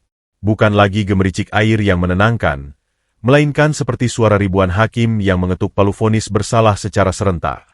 Tetesan air yang terbawa angin menerpa wajahnya, bercampur dengan darah segar yang merembes dari sudut bibirnya yang pecah, menciptakan rasa asin dan anyir yang memuakkan di lidahnya, rasa dari sebuah ketidakadilan yang harus ia telan mentah-mentah. Dari kejauhan, suara yang paling ditakuti oleh rakyat kecil meraung membelah malam. Wiu, wiu, wiu. Sirine mobil polisi. Cahaya biru dan merah berputar-putar liar, memantul di genangan air jalanan, menciptakan efek visual yang disorienting dan mengerikan. Bagi Rico dan Bos Joni, cahaya itu adalah simbol kemenangan ego mereka. Namun bagi Sari, cahaya itu adalah lampu sorot panggung eksekusi. Mobil patroli itu berhenti dengan decitan rem yang kasar tepat di depan kerumunan, memblokir jalan, seolah menutup satu-satunya akses Sari menuju kebebasan. Dua orang petugas berseragam coklat turun dari mobil. Mereka bertubuh tegap, wajah mereka kaku dan tanpa ekspresi, jenis wajah yang sudah terlalu sering melihat sisi gelap manusia hingga menjadi kebal terhadap air mata. Mereka berjalan membelah kerumunan warga yang langsung menyibak memberi jalan, seolah-olah Musa sedang membelah Laut Merah. Sepatu bot laras panjang mereka menghentak aspal dengan ritme militer yang mengintimidasi. Rico, dengan kelicikan yang sudah mendarah daging, langsung menyambut mereka. Ia memasang wajah korban yang sempurna, sedikit ketakutan, sedikit marah, dan penuh dengan kepalsuan yang meyakinkan. Dengan gerakan tangan yang dramatis, ia menunjuk arah Sari yang masih terkapar tak berdaya. Ia menceritakan kembali dongeng fitnahnya dengan bumbu-bumbu yang lebih pedas, melukiskan Sari sebagai kriminal licin yang tertangkap basah, sementara dirinya adalah pegawai jujur yang terzalimi. Polisi itu mengangguk-angguk. Tatapan mereka beralih pada Sari. Mereka tidak melihat seorang gadis remaja yang ketakutan. Mereka tidak melihat seragam kurir yang lusuh karena kerja keras. Yang mereka lihat hanyalah seorang gelandangan kotor, basah kuyup, dan berdarah. Sebuah profil yang sangat cocok dengan deskripsi sampah masyarakat yang biasa membuat onar. Tanpa bertanya, tanpa memberi kesempatan Sari untuk membuka mulut, salah satu petugas melangkah maju. Ia mencengkeram lengan atas Sari yang kurus dengan tangannya yang besar dan kasar. Cengkeraman itu begitu kuat hingga Sari merasa tulang lengannya bisa retak kapan saja. "Bangun!" bentak petugas itu. Suaranya menggelegar mengalahkan suara guntur. Sari ditarik paksa berdiri. Kakinya yang lemas gemetar hebat, tidak mampu menopang berat tubuhnya sendiri. Ia terhuyung-huyung, nyaris jatuh lagi jika tidak ditahan kasar oleh petugas itu. Rasa pusing yang hebat menyerang kepalanya. Dunia berputar miring. "Pak, saya bukan maling," bisik Sari. Suaranya serak dan putus-putus, tenggelam di antara isak tangis yang menyesakkan dada. "Demi Allah, Pak, cek CCTV, saya cuma tidur." Namun, permohonan itu bagaikan debu yang ditiup angin. Petugas itu tidak mendengarkan. Ia merogoh sabuknya, mengeluarkan benda yang paling ditakuti Sari, sepasang gelang besi yang berkilauan dingin di bawah lampu jalan. Suara logam terkunci itu terdengar sangat nyaring, sebuah titik akhir bagi kebebasan Sari. Besi dingin itu melingkar erat di pergelangan tangan Sari yang kecil dan lecet, menggigit kulitnya yang tipis. Sensasi dingin dari borgol itu merambat naik lengannya, membekukan aliran darahnya, dan menusuk langsung ke jantungnya. Sari menatap tangannya yang kini terbelenggu. Tangan yang tadi pagi masih menyuapi ibunya dalam bayangan. Tangan yang tadi siang masih memegang stang sepeda mencari nafkah halal. Tangan yang beberapa jam lalu digunakan untuk menyelimuti kakek tua yang kedinginan. Kini, tangan itu diperlakukan seperti tangan penjahat kelas kakap. Rasa ketidakberdayaan yang total melanda dirinya. Ia menyadari bahwa kebenaran tidak memiliki tempat di sini. Kebenaran adalah barang mewah yang hanya dimiliki oleh mereka yang bersuara lantang dan berbaju bersih. Petugas itu mulai menyeret Sari menuju mobil patroli. Sari berusaha menahan langkahnya, kakinya terseret di aspal basah, merusak sepatu bututnya yang sudah hancur. Ia menoleh ke belakang, mencari satu saja wajah yang berempati. Ia melihat Rico yang tersenyum sinis sambil memeluk dada, menikmati kemenangannya. Ia melihat bos Johnny yang sedang merokok dengan santai, membuang muka seolah tidak mengenal Sari. Ia melihat warga yang merekam kejadian itu dengan ponsel mereka, siap menyebarkan aib Sari ke seluruh dunia maya tanpa tahu fakta sebenarnya. Tidak ada harapan. Tidak ada penolong. "Ibu," jerit Sari dalam hati, jeritan yang merobek langit-langit jiwanya. Ibu bilang kalau Sari jujur, Sari akan selamat. Ibu bohong. Dunia ini jahat, Bu. Dunia ini benci sama orang miskin. Tuhan di mana, Bu? Kenapa Tuhan diam saja melihat Sari diseret seperti anjing? Air mata Sari mengalir deras, bukan lagi air mata kesedihan, melainkan air mata kematian jiwa. Malam ini, Sari yang polos, Sari yang percaya pada kebaikan, telah mati dibunuh oleh realita. Yang tersisa hanyalah sesosok tubuh kosong yang diseret menuju kerangkeng besi. Ia dimasukkan ke dalam mobil polisi dengan kasar. Kepala Sari terbentur sedikit di kusen pintu mobil, namun ia sudah mati rasa. Pintu mobil dibanting tertutup. Blam! Suara itu mengurung Sari dalam kotak kaca yang sempit dan berbau apek. Dari balik kaca jendela mobil yang basah oleh hujan, Sari melihat dunia luarnya yang memudar. Lampu-lampu minimarket tampak buram. Wajah-wajah orang yang menghakiminya berubah menjadi monster-monster abstrak. Di dalam kesendirian yang menyesakan itu, Sari menundukkan kepalanya dalam-dalam, hingga keningnya menyentuh lututnya yang basah. Bahunya terguncang hebat. Ia menangis tanpa suara, sebuah tangisan kepasrahan yang absolut. Ia membayangkan hidupnya berakhir di sini. Ia akan masuk penjara. Ia akan dicap sebagai kriminal seumur hidup. Tidak ada lagi masa depan. Tidak ada lagi cita-cita. Gelap. Semuanya gelap gulita. Tidak ada satupun titik cahaya yang tersisa di lorong takdirnya. Sari merasa dirinya sedang jatuh ke dalam jurang tanpa dasar. Semakin dalam, semakin dingin, menuju kehampaan abadi. Namun, tepat di detik ketika harapan benar-benar padam, tepat ketika petugas polisi hendak menginjak pedal gas untuk membawa Sari pergi, sebuah anomali terjadi. Jalanan aspal di depan mobil polisi itu tiba-tiba diterangi oleh cahaya yang sangat terang. Bukan cahaya petir. Bukan cahaya lampu jalan.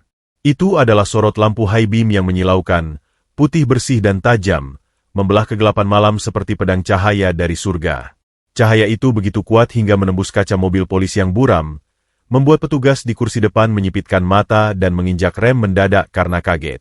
Sari mengangkat wajahnya perlahan. Matanya yang bengkak menyipit menatap sumber cahaya itu.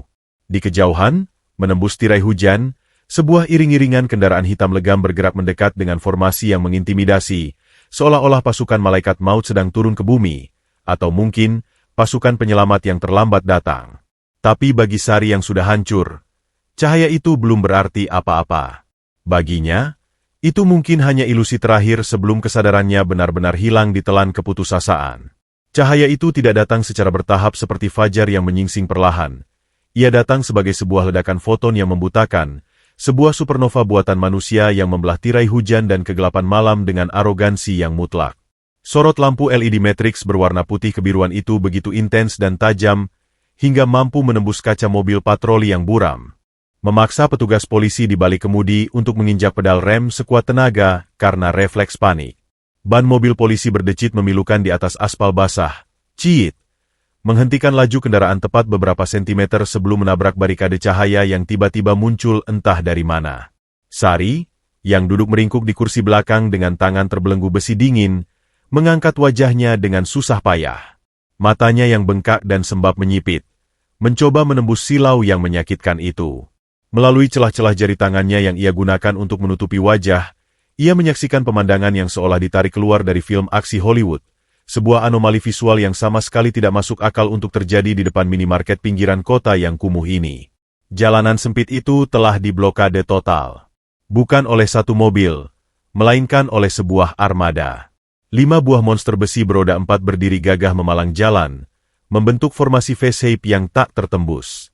Di barisan depan dan belakang, terdapat 4 unit Toyota Land Cruiser hitam legam dengan bodi yang dilapisi ceramik coating mengkilap, membuat air hujan yang jatuh ke permukaannya langsung tergelincir jatuh tanpa meninggalkan jejak, seolah-olah kotoran dunia pun enggan menempel pada kemewahan itu. Mesin-mesin V8 turbo diesel mereka menderu rendah. From, sebuah geraman bass yang menggetarkan dada setiap orang yang berada dalam radius 50 meter, mengirimkan sinyal dominasi purba ke seluruh penjuru jalan. Namun, yang menjadi pusat gravitasi dari konvu itu bukanlah mobil-mobil pengawal tersebut, melainkan sebuah mahakarya otomotif yang terlindungi di tengah formasi. Sebuah Rolls-Royce Phantom Extended Wheelbase berwarna obsidian black. Mobil itu tampak seperti kapal pesiar darat yang tersesat di lautan aspal rusak. Grill depannya yang masif dan tegak lurus, terbuat dari stainless steel yang dipoles tangan hingga berkilau seperti cermin perak, memantulkan cahaya lampu minimarket dengan angkuh. Di ujung kap mesinnya, patung Spirit of Ecstasy berdiri tegak menantang hujan, simbol kemapanan yang harganya mungkin bisa memberi makan seluruh warga kampung ini selama setahun penuh. Kehadiran konvu ini seketika menyedot seluruh oksigen di area itu. Suara caci maki warga yang tadi riuh rendah, seketika mati. Teriakan histeris Riko tentang maling terhenti di tenggorokan, tergantikan oleh mulut yang menganga lebar. Bos Johnny, yang tadi berdiri santai sambil merokok, menjatuhkan rokoknya ke genangan air, matanya membelalak tak percaya. Mereka semua, para hakim jalanan yang tadi merasa berkuasa, kini terpaku mematung. Nyali mereka menciut menghadapi aura kekuasaan uang yang begitu kental dan mengintimidasi. Mereka tahu, Ini bukan mobil orang sembarangan. Ini bukan mobil pejabat korup atau artis kacangan. Ini adalah mobil old money, uang lama yang memiliki akar kekuasaan yang dalam dan tak tersentuh hukum biasa. Petugas polisi yang tadi menyeret Sari kini tampak bingung dan gugup. Ia menurunkan kaca jendelanya sedikit, hendak berteriak meminta konvu itu minggir, namun suaranya tercekat.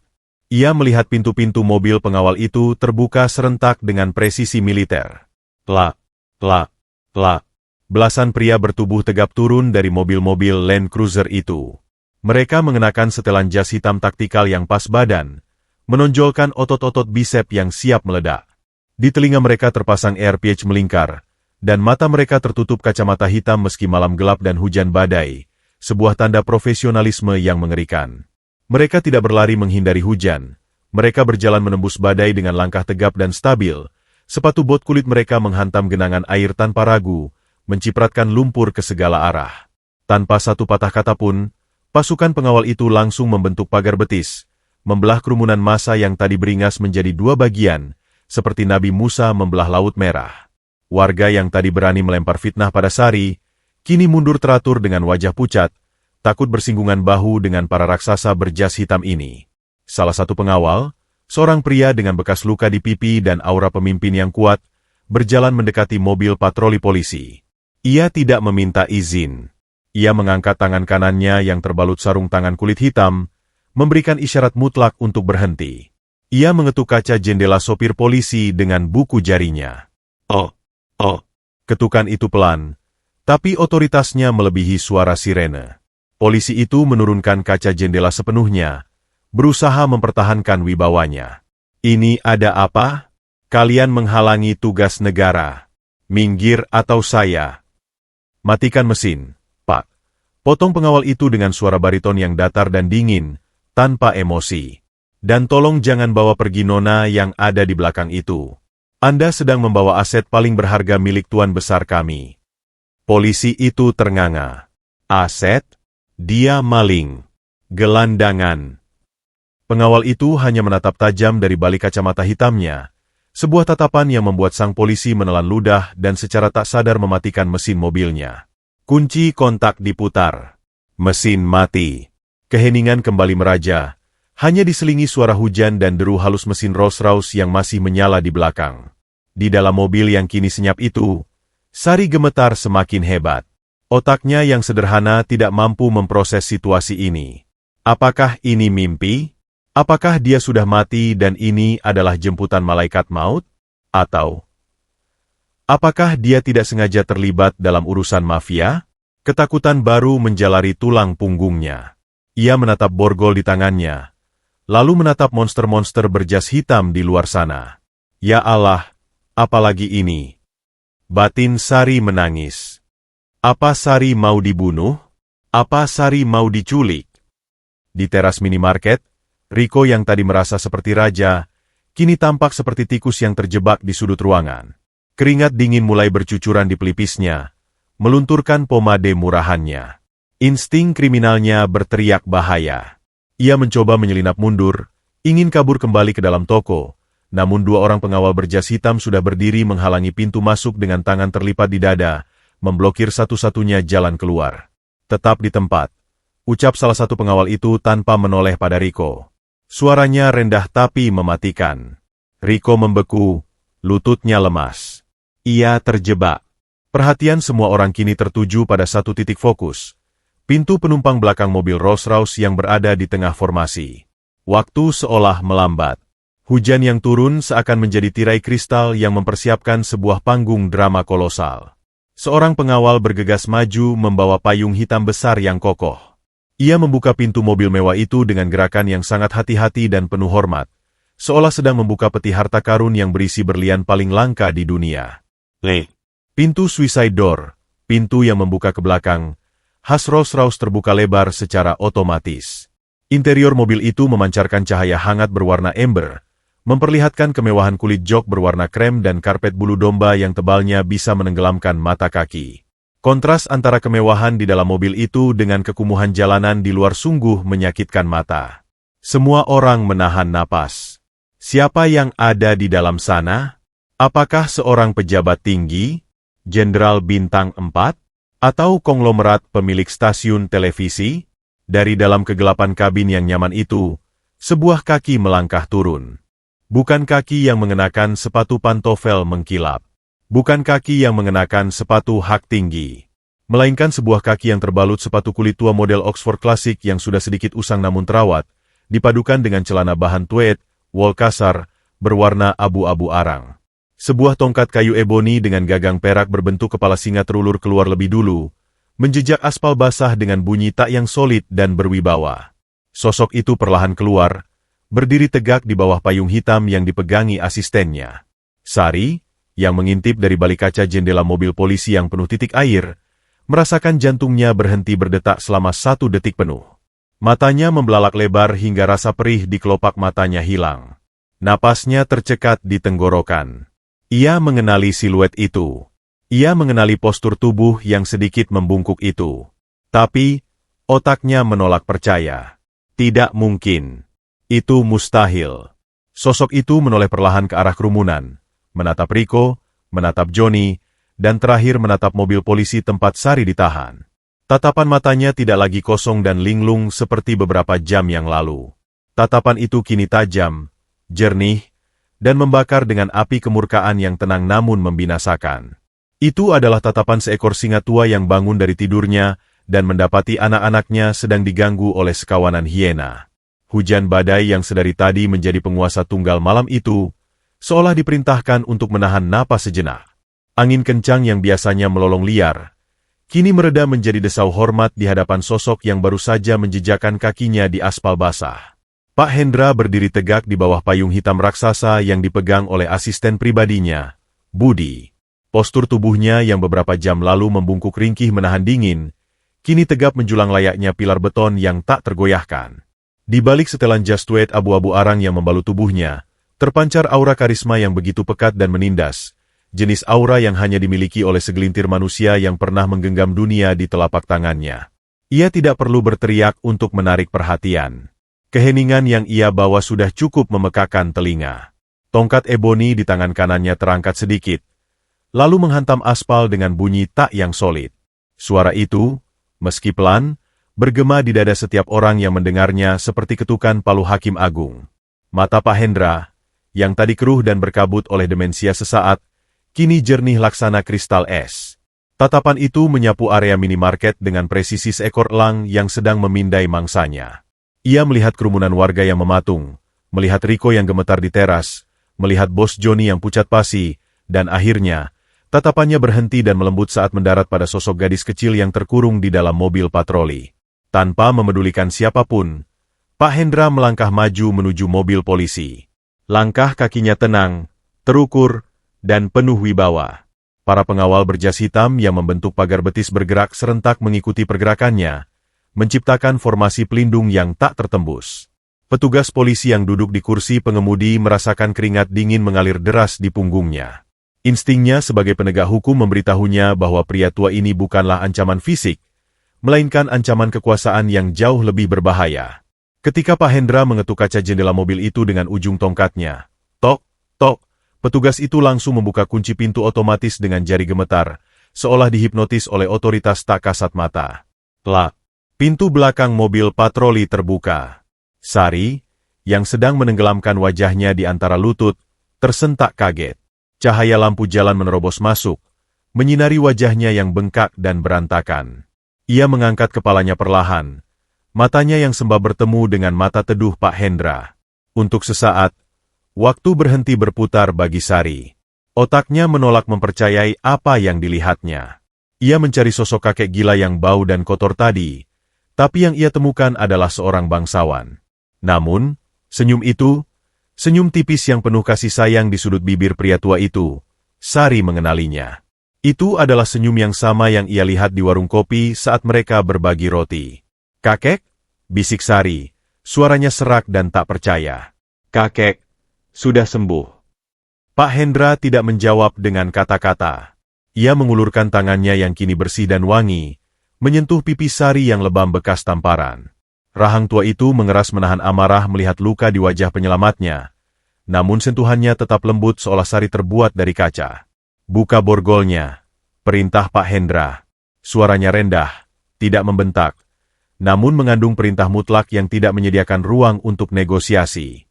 Ia tidak menoleh pada polisi itu, ia tetap menatap Sari. Petugas polisi itu tergopoh-gopoh keluar, kunci borgol di tangannya berdenting gugup. "Tetapi Pak, dia tersangka, dia tertangkap basah." "Saya bilang buka," potong Pak Hendra, nadanya turun 1 oktav, menjadi lebih dingin dari es batu. Budi, sang asisten, melangkah maju 1 langkah, menatap tajam polisi itu. Tanpa berani membantah lagi, petugas itu membuka borgol di tangan Sari. Besi dingin itu terlepas. Sari langsung jatuh ke dalam pelukan Pak Hendra, menangis terseduh-seduh di dada jas mahal pria itu. Aroma parfum kayu cendana dan mask yang mewah dari tubuh Pak Hendra seketika menyelimuti Sari, menghapus bau apek penjara dan bau amis darah. Di pelukan itu, Sari tahu dia selamat. "Sudah, nak, sudah," bisik Pak Hendra sambil mengusap rambut lepek Sari. "Maafkan kakek terlambat. Sekarang giliran kakek yang menjagamu." Setelah memastikan Sari aman dalam rangkulan salah satu pengawal wanita yang baru turun dari mobil, Pak Hendra memutar tubuhnya. Transformasi kedua terjadi. Wajah kebapakan itu lenyap, digantikan oleh wajah sang titan bisnis yang siap menghancurkan musuhnya. Ia berjalan mendekati teras minimarket, tempat Rico dan Bos Joni berdiri kaku seperti patung lilin yang meleleh. Bos Joni, yang sedari tadi menyipitkan mata mencoba mengingat-ingat wajah familiar itu, tiba-tiba tersentak hebat. Matanya membelalak lebar hingga urat-urat merahnya terlihat. Mulutnya menganga, rokoknya jatuh ke tanah. Ia mengenali wajah itu. Ia pernah melihatnya di sampul majalah bisnis Forbes edisi khusus, 50 orang terkaya Indonesia, yang ia pajang di kantornya sebagai motivasi. Itu Pak Hendra Gunawan. Desis Joni, suaranya bergetar ngeri. "Pemilik Gunawan Group, pemilik tanah ini, pemilik gedung ini, pemilik ekspedisi induk kita." Kabar itu menyebar seperti virus di antara kerumunan. Nama Gunawan Group adalah legenda. Mereka menguasai properti, logistik, hingga retail. Dan malam ini, sang pemilik tahta berdiri di depan minimarket kumuh mereka. Rico, yang tidak paham dunia bisnis, masih mencoba menyangkal kenyataan. Ketakutannya membuatnya bodoh. "Siapa kek? Mau dia presiden kek? Cewek itu tetap maling. Dia nyuri dompet gua. Gua saksinya," teriak Rico histeris, berusaha mempertahankan skenario busuknya. Pak Hendra menatap Rico dengan tatapan yang membuat nyali pemuda itu menciut menjadi debu. Ia tidak perlu membela diri. Ia mengangkat tangannya sedikit, memberi kode pada Budi. Budi maju dengan langkah tegap, mengeluarkan sebuah tablet pintar berukuran besar dari tas kerjanya. Layar tablet itu menyala terang, menampilkan logo sistem keamanan canggih. "Teknologi tidak pernah berbohong, anak muda," ucap Pak Hendra dingin. "Kamu pikir CCTV di toko ini hanya merekam ke memori lokal yang bisa kamu hapus? Kamu lupa siapa pemilik waralaba minimarket ini?" Budi mengangkat tablet itu tinggi-tinggi, memperlihatkannya kepada polisi dan kerumunan warga. Di layar itu, rekaman CCTV diputar dengan kualitas high definition. Semua orang menahan napas. Di layar, terlihat jelas Rico yang sedang mengambil uang dari kasir dan memasukkannya ke saku celana belakangnya. Terlihat jelas Rico yang mengambil dompetnya sendiri, berjalan keluar, dan meletakkannya di samping tangan Sari yang sedang tertidur pulas. Terlihat jelas Rico menyelipkan uang ke saku Sari. Dan yang paling menjijikan, terlihat senyum licik Rico saat ia berlari masuk kembali untuk memulai sandiwaranya. Bukti itu telanjang, tak terbantahkan, mutlak. Suara "ha-ah-ah" panjang terdengar dari kerumunan warga. Suara caci maki yang tadi ditujukan pada Sari, kini berbalik arah bagaikan bumerang raksasa yang siap memenggal kepala Rico. Wajah-wajah yang tadi marah pada Sari, kini memerah karena malu dan murka karena merasa ditipu mentah-mentah oleh seorang pegawai minimarket rendahan. Jadi dia yang maling, celetuk seorang ibu-ibu, nadanya penuh ketidakpercayaan. "Bangsat, kita dibohongin. Kasihan anak itu. Timpal bapak-bapak yang tadi berteriak paling keras. Riko mundur teratur. Wajahnya pucat pasi seperti mayat hidup. Kakinya lemas. Ia menabrak rak ciki di belakangnya hingga jatuh berantakan. Itu editan. Itu bohong. Racau Riko panik. Tapi tidak ada yang mendengarkannya lagi. Pak Hendra melangkah maju. Ujung tongkatnya menunjuk dada Riko dengan presisi yang mematikan. Kamu tidak hanya mencuri uangku. Suara Pak Hendra menggelegar. Tenang namun menghancurkan.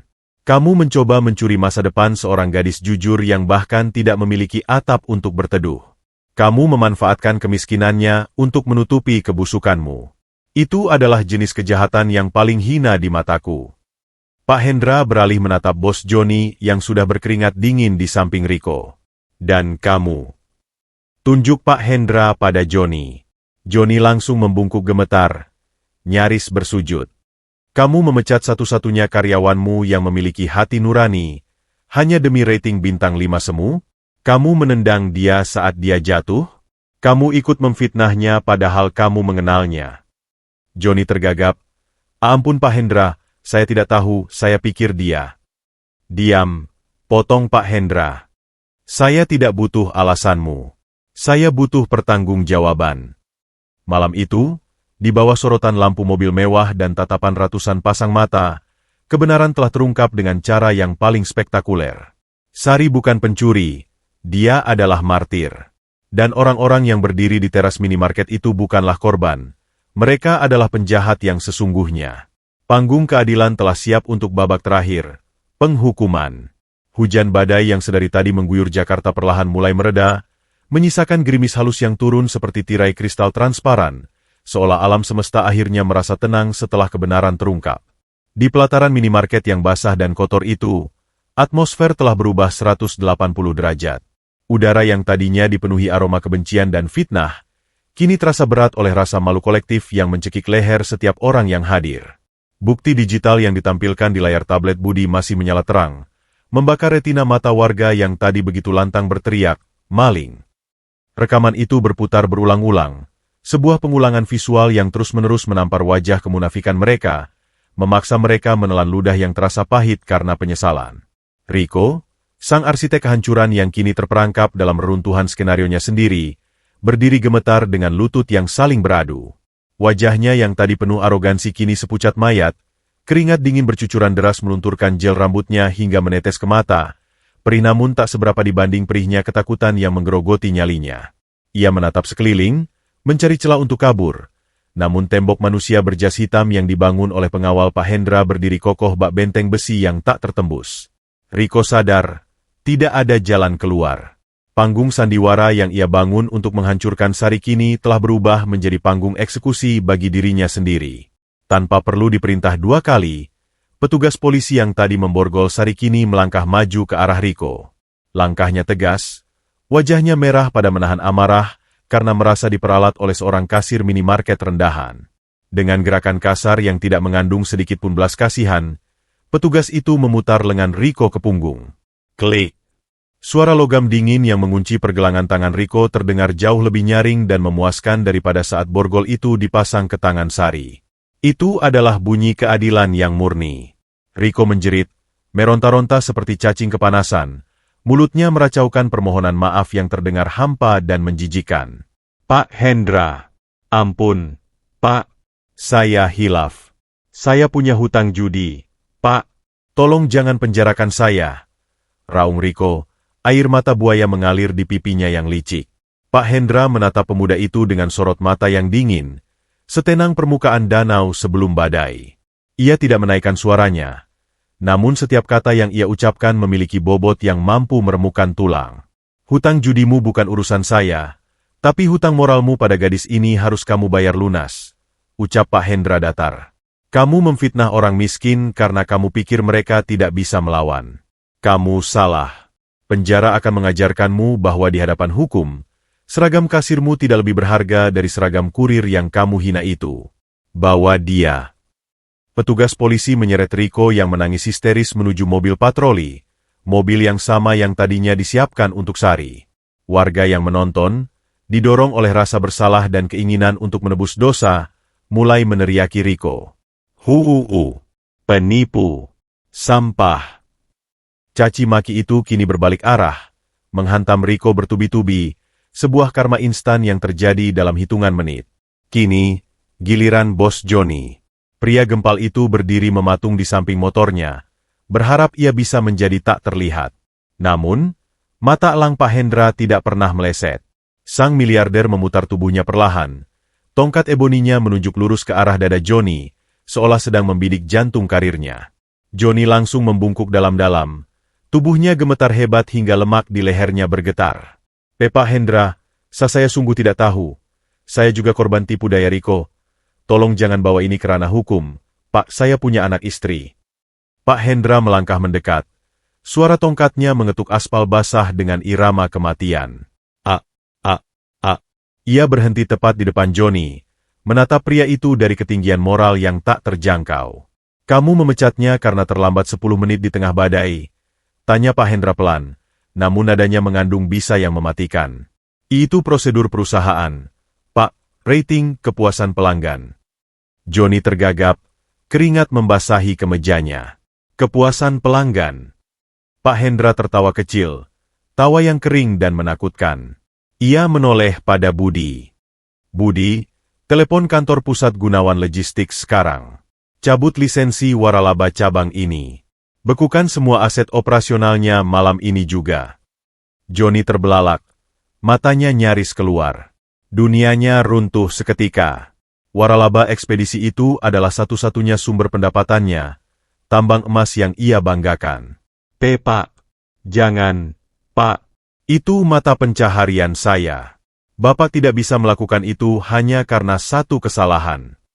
Satu kesalahan, potong Pak Hendra tajam, matanya menyala. Kamu menendang anak buahmu saat dia jatuh. Kamu lebih peduli pada paket basah daripada nyawa manusia. Orang sepertimu tidak pantas memimpin manusia lain. Mulai detik ini, kamu bukan lagi Bos Johnny. Kamu pengangguran. Rasakan bagaimana rasanya tidak punya pekerjaan dan tidak punya uang. Persis seperti yang kamu lakukan pada sari malam ini. Johnny jatuh berlutut di aspal yang becek. Tangannya menggapai-gapai udara hampa. Mulutnya terbuka tanpa suara. Vonis itu mutlak. Harta dan jabatannya dilucuti dalam satu kalimat. Meninggalkannya telanjang dalam kehinaan.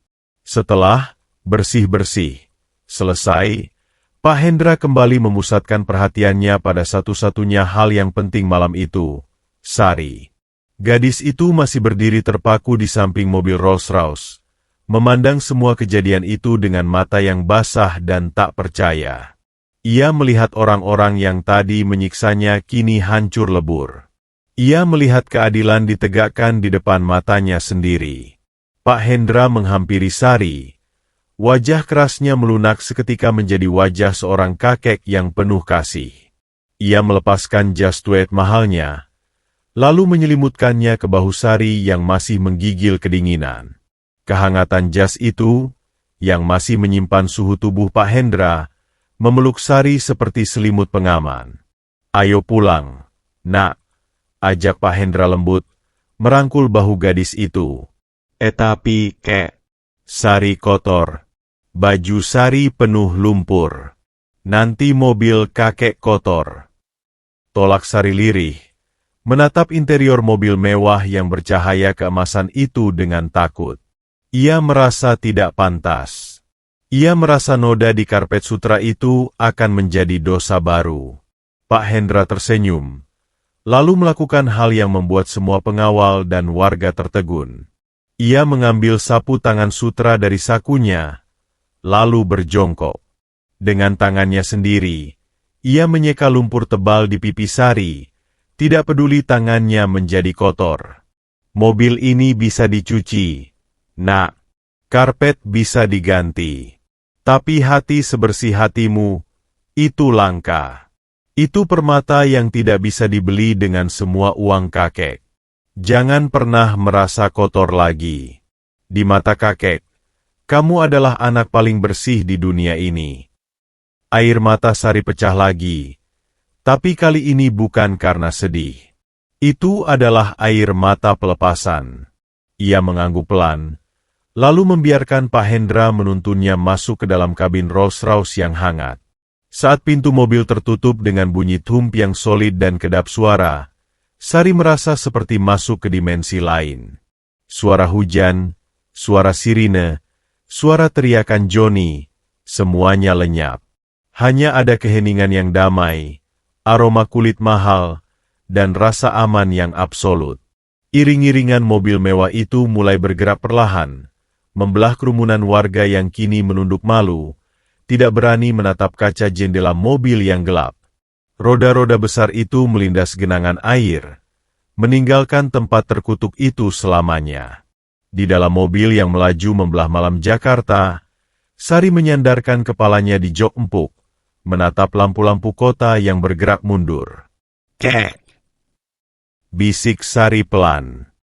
Kenapa kakek baik sama Sari? Padahal Sari cuma tukang antar paket. Pak Hendra menatap jalanan di depan, menerawang jauh ke masa lalu. Karena saat semua orang berlari mengejar uang dan meninggalkan kakek yang sekarat di halte, cuma kamu yang berhenti. Kamu mengorbankan segalanya demi orang asing yang tidak berguna. Malam ini, Sari, kamu tidak hanya mendapatkan rumah baru atau pekerjaan baru. Yayasan yang kakek bangun seumur hidup. Kakek ingin kamu yang meneruskannya suatu hari nanti. Supaya tidak ada lagi orang baik yang terlantar di jalanan seperti kita malam ini. Sari tidak bisa menjawab. Ia hanya memegang tangan Pak Hendra erat-erat. Di luar sana badai telah berlalu, dan di dalam hati Sari, matahari baru saja terbit, menjanjikan hari esok yang tidak akan pernah gelap lagi. Seiring mobil menghilang di kejauhan, kebaikan itu seperti bumerang. Sejauh apapun engkau melemparnya, ia akan selalu kembali padamu dengan hantaman yang jauh lebih besar. Kadang ia datang terlambat, tapi ia tidak pernah salah alamat. Malam itu, di bawah langit Jakarta yang baru saja berhenti menangis, sebuah takdir telah ditulis ulang. Sari mengajarkan kita satu hal yang sering dilupakan dunia, bahwa investasi terbesar dalam hidup bukanlah saham, bukan properti, dan bukan emas berlian. Investasi terbesar adalah kemanusiaan. Ketika ia memutuskan untuk berhenti mengayuh sepedanya demi menolong seorang kakek tua yang asing, ia tidak sedang menghitung untung rugi. Ia bahkan siap merugi. Ia menukar gaji terakhirnya dengan segelas teh hangat. Ia menukar masa depannya dengan selembar jas hujan plastik. Namun, lihatlah bagaimana semesta bekerja. Satu gelas teh hangat yang ia berikan dengan tulus, kini dibayar dengan kenyamanan seumur hidup. Satu jas hujan robek yang ia korbankan, kini diganti dengan perlindungan dari seorang raja bisnis.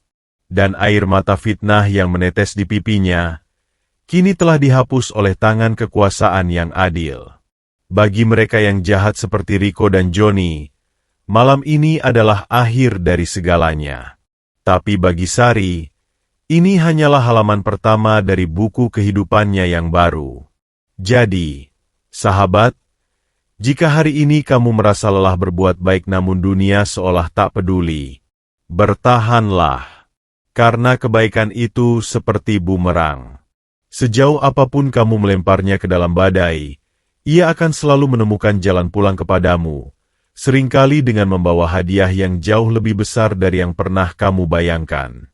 Tuhan tidak pernah tidur, dan karma baik tidak pernah salah alamat. Tamat.